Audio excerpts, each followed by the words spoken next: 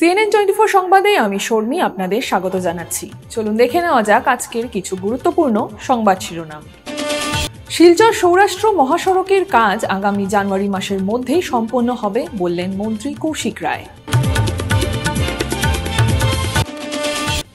ভূমিকম্পে কেঁপে উঠল বাংলাদেশ, মৃতের সংখ্যা বেড়ে 10 হয়েছে। মুখ্যমন্ত্রীর মিয়া বিরোধী স্লোগানের তীব্র প্রতিক্রিয়া কংগ্রেস নেতা জ্যোতিষ পুরকায়স্থের। কাটিগড়ায় আনটাইড ফান্ডে কমিউনিটি হলের ভিত্তিপ্রস্তর স্থাপন করলেন বিধায়ক খলিল উদ্দিন মজুমদার। কল্যাণপুর থানা ও TSR 11 ব্যাটালিয়নের যৌথ উদ্যোগে আশ্রম টিলায় সিভিক অ্যাকশন প্রোগ্রাম। এখন আসছি বিস্তারিত সংবাদে। শিলচর সৌরাষ্ট্র মহাসড়কের কাজ আগামী জানুয়ারি মাসের মধ্যেই সম্পন্ন হবে। শনিবার বালাছড়া থেকে হারাঙ্গাজাও হাফলং মাহুর নিরিম বাংলা পর্যন্ত 62 কিলোমিটারের মহাসড়কের নির্মাণ কাজ পরিদর্শন করেন মন্ত্রী কৌশিক রায়। তিনি বলেন, মহাসড়ক নিয়ে অনিশ্চয়তার অবসান হতে চলেছে। এছাড়াও বিভিন্ন রকম কর্মসূচি কনস্ট্রাকশন ইস্ট ওয়েস্ট করিডোরের বালাছড়া থেকে হারাঙ্গাজাও পর্যন্ত 31 কিলোমিটার অংশের কাজ খুব দ্রুত গতিতে শেষ করা হয়েছে। এই হারাঙ্গাজাও থেকে নিরিম বাংলা পর্যন্ত 49 কিলোমিটার প্যাকেজের কাজ NH এর অধীনে DRA ইনফ্রাস্ট্রাকচার করছে। খুব ভালো কাজ করছে এবং দ্রুত কাজ হচ্ছে। এই কাজ শেষ করার জন্য মুখ্যমন্ত্রী ডক্টর হেমন্ত বিশ্ব শর্মা গুরুত্ব দিয়েছেন।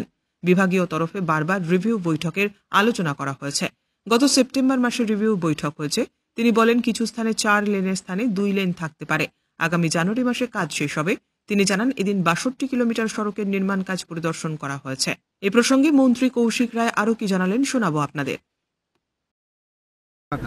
আজকে আমরা আপনাদের সবাইকে সঙ্গে নিয়ে আমাদের ইস্ট ওয়েস্ট করিডোর যে রাস্তা, যেটার কাজ দীর্ঘদিন থেকে চলছে এবং আমাদের বরাক উপত্যকা মানুষের একটা স্বপ্ন যে এই রাস্তা যদি সম্পূর্ণ হয় আমরা আসামের মধ্য দিয়ে গুয়াহাটি হয়ে আমরা পুরো ভারতবর্ষে আমরা যেতে পারবো। এই রাস্তার কাজ আজকে আপনাদের সবাইকে নিয়ে আমরা পরিদর্শন করতে এসেছি এবং আমরা লক্ষ্য করেছি যে হারাঙ্গাজাও থেকে বালাছড়া থেকে হারাঙ্গাজাও পোর্শন, যেটার কাজ সুচি কনস্ট্রাকশন করেছিল, যার তত্ত্বাবধানে NHADCL ছিল, সেই কাজ অলমোস্ট সম্পূর্ণ হয়েছে। আর এখন আমরা এখানে এসেছি যে জায়গাতে, এটা হলো আরেকটা যে প্যাকেজ চলছে, যে প্যাকেজ হলো হারাঙ্গাজাও থেকে নিরিম বাংলা পর্যন্ত 49 কিলোমিটার। আর এই 49 কিলোমিটার NHAI এই কাজ করছে এবং এই কাজের বরাত পেয়েছে DRA ইনফ্রাস্ট্রাকচার ইনফ্রাকন, তারা এই কাজ পেয়েছে, তারা এই কাজ করছে এবং আমরা লক্ষ্য করেছি যে কাজ অত্যন্ত ভালো এবং স্পিডে কাজ হচ্ছে এবং আমাদের লক্ষ্য হলো যে জানুয়ারি মাসের মধ্যে যাতে আমরা এই রাস্তায় আমরা ট্রাফিক ছেড়ে দিতে পারি এবং সেই টার্গেট নিয়ে বারবার মাননীয় মুখ্যমন্ত্রী মহাশয় বলেছেন এবং বরাক উপত্যকা ডিপার্টমেন্টের তরফে আমরাও বারবার এটা নিয়ে রিভিউ করেছি। গত সেপ্টেম্বরেও বসে কিছু সমস্যা ছিল, সেটারও সমাধান হয়েছে এবং আমরা আশা করি যে জানুয়ারি মাসে আমরা এটা যেটা আছে সেটাকে কমপ্লিট করে অন্তত সব জায়গাতে 4 লেন না হতে পারে, কিন্তু ম্যাক্সিমাম জায়গাতে 4 লেন আর বাকি অংশে 2 লেনও যাতে ট্রাফিক যাতায়াত করতে পারে সে ব্যবস্থা আমরা গ্রহণ করব। দলইচুঙ্গা বলে একটা গ্রাম আছে, এরকম 5টা গ্রাম নিয়ে সমস্যা ছিল যখন আমরা সেপ্টেম্বর মাসে এসেছিলাম, কিন্তু দলইচুঙ্গায় কিছু পুরা গ্রাম নয়, আংশিক কিছু জায়গাতে একটু সমস্যা আছে। আজকে আমরা এখান থেকে গিয়ে সার্কিট হাউসে তাদেরকে নিয়ে বসবো, যারা সেই গ্রামের হেডম্যান থেকে শুরু করে অন্যান্যদের সঙ্গে আলাপ করব, ডিপার্টমেন্ট থাকবে, কাউন্সিলর লোকরাও থাকবে এবং যত তাড়াতাড়ি এটাকে সমস্যাটাকে যাতে আমরা সমাধান করে দিতে পারি। 24 ঘন্টা না পেরোতেই ফের ভূমিকম্পে কেঁপে উঠল বাংলাদেশ। নরসিংদীর মাধবদীতে গাজীপুরের বাইপাইলে আবারও কম্পন রেকর্ড করেছে আবহাওয়া দফতরের ভূমিকম্প পর্যবেক্ষণ ও গবেষণা কেন্দ্র।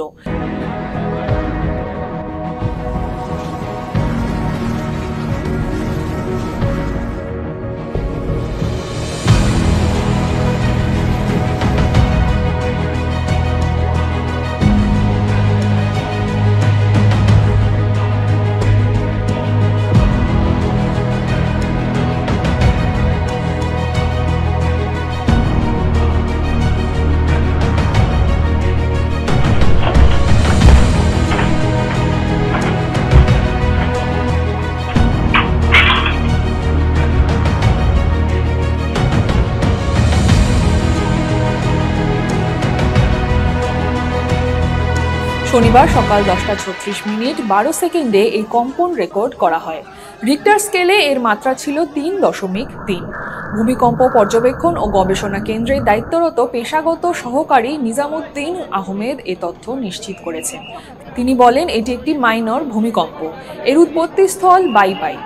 এদিকে শুক্রবার সকালের ভূমিকম্পে মৃতের সংখ্যা বেড়ে 10 হয়েছে, এর মধ্যে 2 শিশু রয়েছে। ভূমিকম্পে প্রাণ হারান ঢাকায় 4 জন, নরসিংদীতে 5 জন ও নারায়ণগঞ্জে 1 জন মারা গেছেন।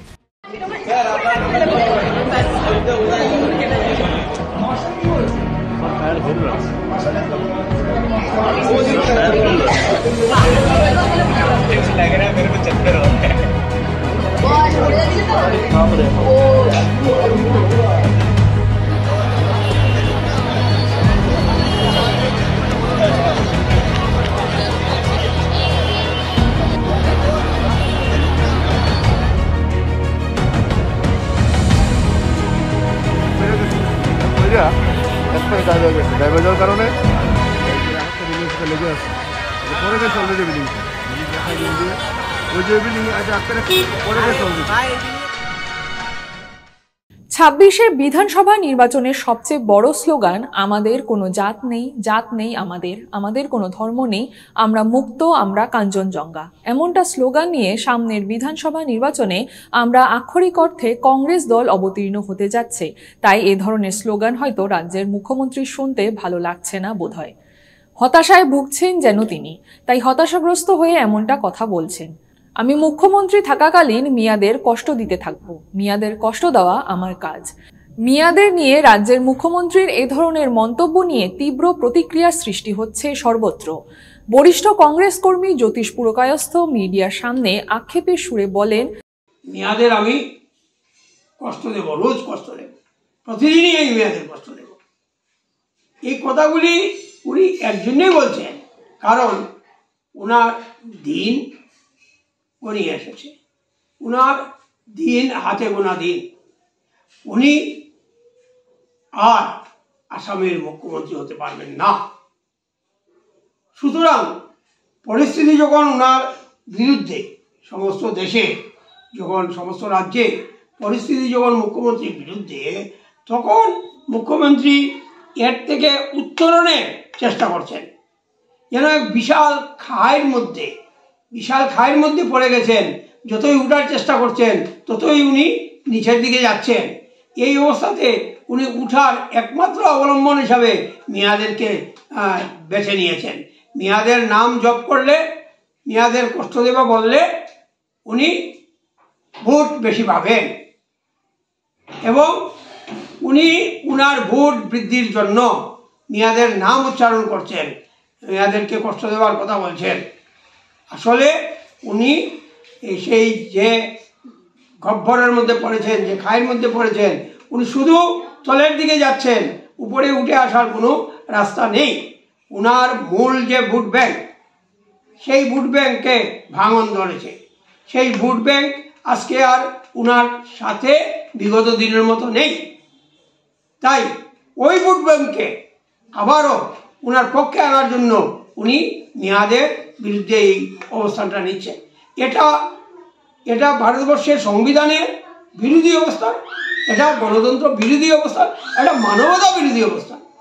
এই অবস্থান একজন মুখ্যমন্ত্রী, সাংবিধানিক পদে থাকা এক ব্যক্তি, একজন মুখ্যমন্ত্রী কোনো অবস্থাতেই নিতে পারেন না। কিন্তু তিনি ওটা নিচ্ছেন এই কারণে যে মিয়াদেরকে কষ্ট দেব কথা বললেই উনি ভাবছেন যে মিয়াদেরকে কষ্ট দেব কথা বললেই বোধহয় হিন্দুরা সন্তুষ্ট হয়ে যাবে এবং উনাকে ভোট দেবে, যে মিয়ারা রাজ পরিবর্তন করে দেবেন। এবং মুখ্যমন্ত্রীও সেটা জানেন। মুখ্যমন্ত্রী এই কথাগুলি এর জন্য বলছেন না। আপনি যদি লক্ষ্য করেন 21-এর যে নির্বাচনটি হলো, সেই নির্বাচনকে যদি আপনি লক্ষ্য করেন তাহলে আপনি দেখবেন নির্বাচনটাকে 3-4টা ফেজে করা হয়েছে এবং আপার আসামের দিকের নির্বাচনটা আগে হয়েছে, লোয়ার আসামের দিকের নির্বাচনটা পরে হয়েছে। এক সময় আপার আসামের দিকের নির্বাচন, এক সময় লোয়ার আসামের দিকের নির্বাচন।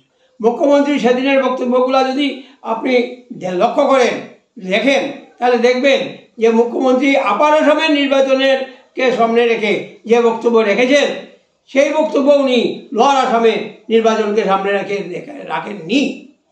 লোয়ার আসামে এবং বরাকে ওনার বক্তব্যে তারতম্য ছিল। আমরা লক্ষ্য করেছি এই তারতম্য তৈরি করে শুধু উনি বুথের পারমুটেশন কম্বিনেশন করেছেন এবং এটাই করছেন। কাজেই এগুলি করে মানুষ তো একবার দেখে ফেলেছেন না, মানুষ দেখে দেখে মানুষের অভিজ্ঞতা হয়ে গেছে, মানুষ জাগ্রত মানুষ জেগে গেছেন। এবার আর এভাবে হবে না। এবার আসামের স্লোগানটা কি? আসামের স্লোগান হচ্ছে আমার জাত নেই, আমার কোনো জাত নেই, আমার কোনো ধর্ম নেই, আমি মুক্ত, আমি কাঞ্চনজঙ্ঘা। এটা হচ্ছে আসামের স্লোগান। আর এই স্লোগানই মুখ্যমন্ত্রীকে হতাশগ্রস্ত করে দিয়েছে। এই স্লোগানই মুখ্যমন্ত্রীকে এইসব প্রলাপ বক্তে বাধ্য করছে। শনিবার কাটিগড়ায় আসাম সরকারের আনটাইড ফান্ড থেকে 10 লক্ষ টাকা ব্যয়ে নির্মীয়মান কমিউনিটি হলের ভিত্তিপ্রস্তর স্থাপন করেন বিধায়ক খলিল উদ্দিন মজুমদার। কাটিগড়া হাফিজিয়া ও কারিয়ানা মাদ্রাসা সংলগ্ন এলাকায় কমিউনিটি হল নির্মাণের এই উদ্যোগ স্থানীয় বাসিন্দাদের কাছে উন্নয়নের নতুন দিগন্ত হিসেবে বিবেচিত হচ্ছে। এদিন ভিত্তিপ্রস্তর স্থাপন অনুষ্ঠানে উপস্থিত ছিলেন বিশেষ শিক্ষাবিদ আব্দুল বাসিদ বড়ভূইয়া, শিক্ষাবিদ এহসানুল হক, জনতা হায়ার সেকেন্ডারি স্কুলের অধ্যক্ষ তৈবুর রহমান বড়ভূইয়া, কাটিগড়া কংগ্রেস কর্মকর্তা নিখিলেশ দেব, কাটিগড়া গাঁও পঞ্চায়েতের প্রাক্তন সভাপতি মনসুর আহমেদ প্রমুখ। শিক্ষাবিদ আব্দুল বাসিদ বড়ভূইয়ার সভাপতিত্বে আয়োজিত সভায় বিধায়ক খলিল উদ্দিন মজুমদার বলেন, নির্মীয়মান এই কমিউনিটি হল জাতি, ধর্ম, বর্ণ নির্বিশেষে এলাকার সকল মানুষের কল্যাণ ব্যবহৃত হবে। বর্তমানে আমাদের জনতা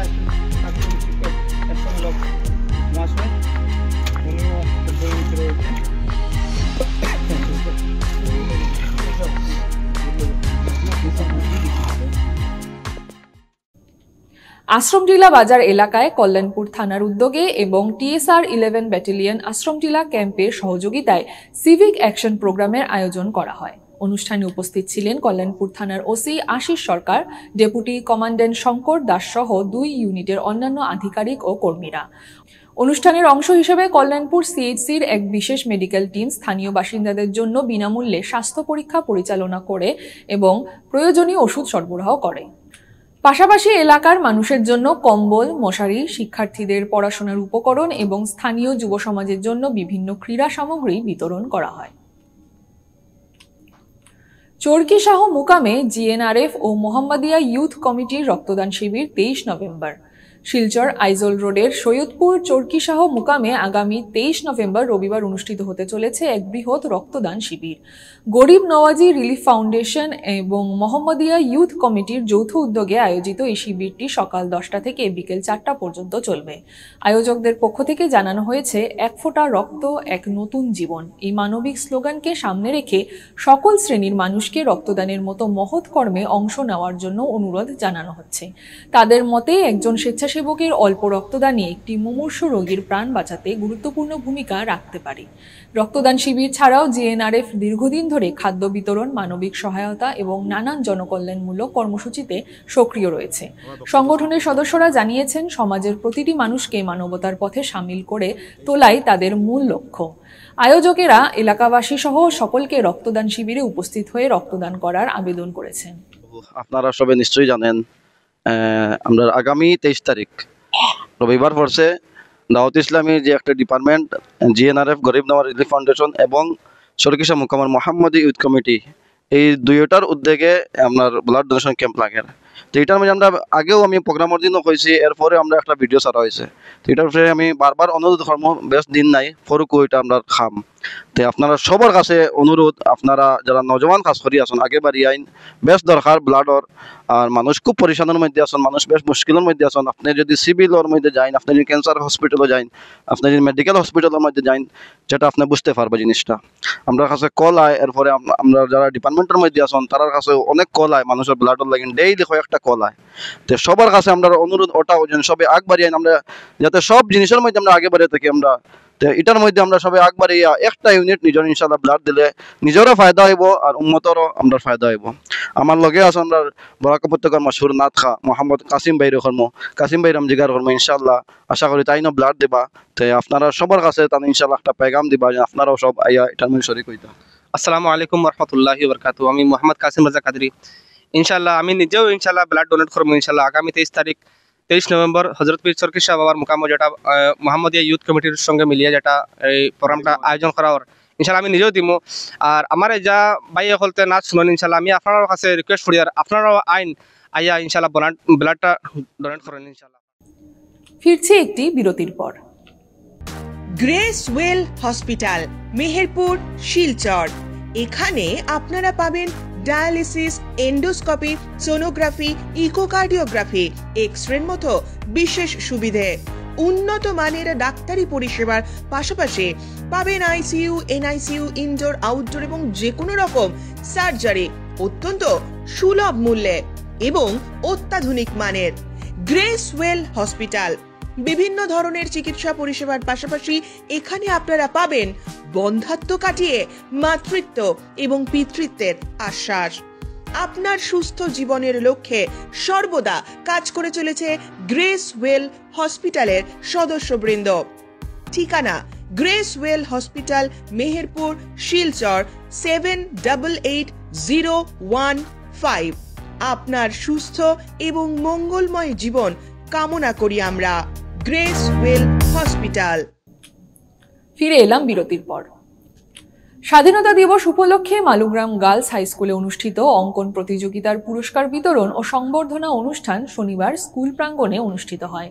24 আগস্ট আয়োজিত এই প্রতিযোগিতায় বৃহত্তর মালুগ্রাম সহ আশপাশের এলাকার প্রায় 5 শতাধিক ছাত্রছাত্রী অংশগ্রহণ করেছিল। অনুষ্ঠানে মুখ্য অতিথি হিসেবে উপস্থিত ছিলেন শিলচরের সাংসদ পরিমল শুক্লবৈদ্য, সঙ্গে ছিলেন বিজেপি নেতা বাসুদেব শর্মা, স্কুল পরিচালনা কমিটির সভাপতি ডক্টর প্রবাল পাল চৌধুরী, সমাজকর্মী মনোজ দেব, কিষান দাস ও সাংবাদিক মিলন উদ্দিন লস্কর প্রমুখ। প্রধান শিক্ষিকা রূপা পাল অতিথিদের উত্তরীয় পড়িয়ে সম্মান জানান ও স্বাগত বক্তব্য রাখেন।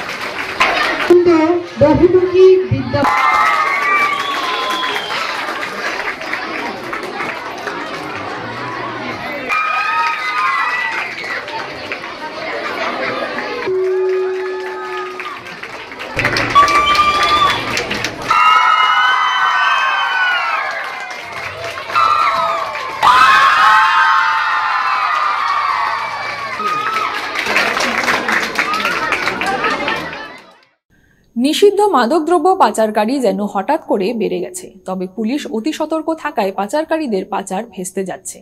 কোনো নেশা কারবারিদের ছাড় নয় দৃঢ় সংকল্প পুলিশের, কেননা বর্তমান সরকার ড্রাগস মুক্ত সমাজ গড়তে বদ্ধপরিকর। দেখুন সবিশেষ। শুক্রবার শহর শ্রীভূমির এওসি পয়েন্টে পুলিশের হাতে লাগলো নিষিদ্ধ মাদকদ্রব্য। জানা গিয়েছে শুক্রবার রাত 10টায় পুলিশ নাকা চেকিং করছিল স্কুটি চালকদের। হঠাৎ করেই কালো রঙের স্কুটি তাদের স্ক্যানারে ধরা পড়ে। স্কুটির চালক গা ঢাকা দিলে ফেলে যাওয়া স্কুটি তল্লাশি চালিয়ে ভেতর থেকে ইয়াবা ট্যাবলেট জব্দ করতে সক্ষম হয় পুলিশ। স্কুটিটি পরীক্ষা নিরীক্ষা করলে দেখা যায় খাদেজা বেগম নামে এক ব্যক্তির নামে অন্তর্ভুক্ত স্কুটিটি। কোথা থেকে কি উদ্দেশ্যে নিয়ে যাওয়া হচ্ছিল নিষিদ্ধ মাদকদ্রব্য তা নিয়ে পুঙ্খানুপুঙ্খভাবে তদন্ত চালিয়ে যাচ্ছে পুলিশ। পলাতক চালককে পাকড়াও করতে জাল বিছিয়ে রেখেছে পুলিশ। কি ধরিছে স্যার? ইয়াবা ট্যাবলেট ড্রাগস। কিমান ধৰিছে? 808 গ্রাম। আপুনি আমাৰ নাকা চেকিং পাৰ্টি আছিলে ইয়াত, আৰু ঘাট লাইনৰ পৰা এখন স্কুটি আহিছিল দুটা ল'ৰাইদি। আহি থাকোঁতে আমাৰ নাকা চেকিং পাৰ্টিয়ে ছিগনেল দিলে, তেওঁলোকে স্কুটিখন পেলাই থৈ সেইটো ল'ৰা পলাই গ'ল। তেতিয়া আমি স্কুটিখন চাৰ্জ কৰিলোঁ। চাৰ্জ কৰাৰ পিছত দেখিলোঁ দুটা পেকেট সন্দেহজনক মানে ইয়াবা টেবলেট পালোঁ। এখনলৈ আমি আমাৰ প্ৰচিডিউৰ মতে আমি কাম কৰিছোঁ। ইয়াৰ পৰা আমি এটা কেছ ল'ম। গাড়ী নাম্বাৰটো জানে নেকি স্যাৰ? গাড়ী নম্বৰটো S11A528। কিমান বজাত ধৰিছে স্যাৰ? LED 730 হ'ব। বাজাৰ মূল্য কিমান? আমি এইটো ওলাই দিম, আমার কাম চলি আছে অলপ সময় লাগে। আবারও আজকে দিন আসছে বরখোলায়। ডিলিমিটেশনের পর নতুন বরখোলা বিধানসভা কেন্দ্রের তাপাং ব্লকের কুয়ারপাড় অঞ্চলের পরিচিতির জন্য জনসভায় বিশাল সংখ্যক জনগণের সম্মুখে বক্তৃতা দিতে গিয়ে প্রাক্তন বিধায়ক কিশোর নাথ বলেন, দেখুন সবিশেষ। বিগত 50 বছরেও তাপাং এলাকার উন্নতির নাম ও নিশান নেই। কিছুদিন ধরে তিনি জনসম্পর্ক এবং পরিচিতির জন্য তাপাং এলাকায় ঘুরে বেড়াচ্ছেন। রাস্তাঘাট, পানীয় জলের সমস্যা সহ বিভিন্ন সমস্যায় জর্জরিত সমগ্র তাপাং অঞ্চল। বরখোলা বিধানসভা কেন্দ্রে ২৬ বিধানসভা নির্বাচনের বিধায়ক হিসেবে এলাকার জনগণ দেখতে চাইছেন কিশোর নাথকে। বরখলার প্রাক্তন বিধায়ক কিশোর নাথকে শাসক দল বিজেপি থেকে টিকিট দেওয়ার দাবি ওঠে। জনসম্পর্ক পরিচিতি সভায় দাবি উঠে জনগণের পক্ষ থেকে। বিহারের পর এবার আসামেও ২৬ বিধানসভা নির্বাচনী হাওয়া তুঙ্গে। বিগত কয়েক বছর থেকে ভুক্তভোগী হয়ে আসা বরখলা সমষ্টির জনগণ এবার চাইছেন প্রাক্তন বিধায়ক কিশোর নাথকে। বরখলা সমষ্টির তাপাং মণ্ডলের অন্তর্গত তাপাং জিপিতে আমাদের বিধান দাদার বাড়িতে আজকের এই জনসম্পর্ক অভিযান। এই অভিযানে মঞ্চে উপস্থিত আছেন তাপাং জিপির সভাপতি এবং এখানে উপস্থিত আছেন প্রাক্তন সভাপতি, সঙ্গে উপস্থিত আছেন গ্রুপ সদস্যগণ এবং এই অঞ্চলের শ্রদ্ধেয় জনগণ এবং সামনে যারা উপস্থিত আছেন মায়েরা, বোনেরা, ভাই এবং বন্ধুগণ। আজকের যে সভা, এই সভাটা কেন হয়েছে আপনারা নিশ্চয়ই জানেন। সবাই বলেছেন ইতিমধ্যে যে পরিচয় করার জন্য একটা পরিচয় সভা, জনসম্পর্ক সভা। তো জনসম্পর্ক যদি না হয় তাহলে জনসমর্থন কিভাবে হবে? তাই জনসমর্থনের জন্য আজকে এই জনসভাটা করা হয়েছে। আজকে আমরা কয়েকদিন আগে এখানে এসেছিলাম এই জিপিতে, আজকে আবার এই জিপিতে। আজকে যারা এখানে উপস্থিত রয়েছেন সেদিন আপনারা ছিলেন না, তাই আজকে আবার নতুন করে এই সভাটা এখানে করা হলো। আপনাদের সকলের জানা রয়েছে যে আপনাদের এই এলাকাটা আগে আলগাপুর সমষ্টিতে ছিল, বর্তমানে ডিলিমিটেশনের পর বর্তমানে আপনাদের এলাকাটা বরখলার সঙ্গে সংযুক্ত হয়েছে। সেটা আপনাদের নিশ্চয়ই জানা রয়েছে।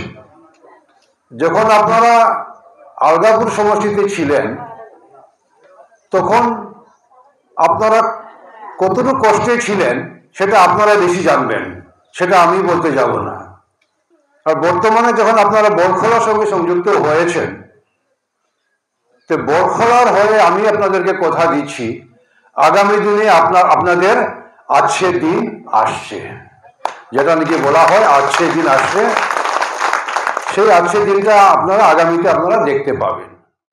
পূর্বে সিদ্ধান্ত নেওয়া হয়েছিল ন্যায্য দাবি দেওয়া যদি অচিরে সমাধান না হয় তাহলে সমষ্টি ভিত্তিক মন্ত্রী বিধায়কের ঘর ঘেরাও করার কর্মসূচি গ্রহণ করা হবে। দেখুন সবিশেষ। সারা অসম অস্থায়ী জলমিত্রদের পক্ষ থেকে এমনটা সিদ্ধান্ত নেওয়া হয়েছিল। এই পরিপ্রেক্ষিতে শনিবার জনস্বাস্থ্য কারিগরি বিভাগের অধীনে কাজ করা অস্থায়ী জলমিত্ররা শ্রীভূমি জেলার বিভিন্ন সমষ্টি ভিত্তিক মন্ত্রী বিধায়কদের বাসভবন ঘেরাও করেন। সরকারের মন্ত্রী কৃষ্ণেন্দু পাল, বিধায়ক বিজয় মালাকার, বিধায়ক কমলাক্ষ দে পুরকায়স্থর বাসভবন ঘেরাও করে উত্তাল প্রতিবাদ সাব্যস্ত করেন অস্থায়ী জলমিত্ররা। পালন করতে হবে, দাবি নিয়ে বিধানসভায় প্রশ্ন উত্থাপন করতে হবে, দাবি নিয়ে বিধানসভায় প্রশ্ন উত্থাপন করতে হবে, আমাদের দাবি নিয়ে মাননীয় বিধায়ক তথা মাননীয় মন্ত্রী কৃষ্ণেন্দু পাল মহাশয় বিধানসভায় আমাদের প্রশ্ন উত্থাপন করতে হবে। সমাজের জলমিত্র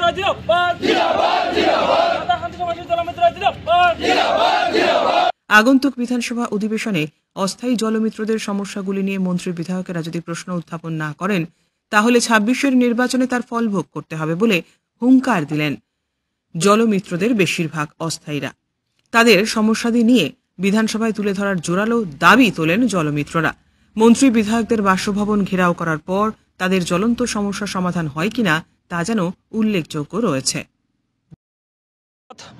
অল আসাম পিএইচই অস্থায়ী কর্মচাৰী পৰিষদৰ পক্ষ জলমিত্ৰ সংগঠনৰ পৰা আপোনালোকে ধন্যবাদ জ্ঞাপন কৰিছোঁ যে আপোনালোকৰ জৰিয়তে বিভিন্ন সময়ত চৰকাৰৰ ওচৰত আমাৰ দাবীবোৰ গৈছে, কিন্তু আজি ব্যতিক্ৰমী কাৰ্যসূচী কিয়নো পিএইচই অস্থায়ী কৰ্মচাৰী পৰিষদৰ অল আসাম জলমিত্ৰ সংগঠনৰ তৰফৰ পৰা ১২৬ জন বিধানসভাৰ বিধায়কৰ গড় ঘেৰাও কাৰ্যসূচী আজিৰ ডেটত হাতত লোৱা হৈছে।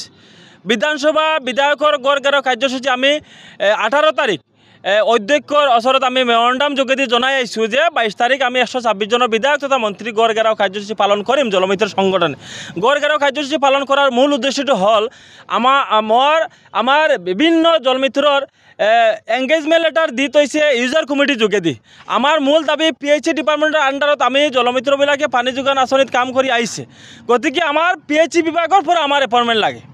আৰু মিনিমাম ৱেজ লেবাৰ এক্ট মতে শ্ৰমিক আইন মতে আমাৰ মিনিমাম ৱেজ দিয়াৰ কাৰণে মাননীয় মন্ত্ৰী কৃষ্ণন্ত পাল মহাশয়ৰ যোগেদি পাতাকান্দি সমষ্টিৰ জলমিত্ৰৰ বিভিন্ন সমস্যা লৈ বিধানসভাত প্ৰশ্ন কৰাৰ কাৰণে আজি আমাৰ ঘেৰাও কাৰ্যসূচী পালন কৰিছোঁ।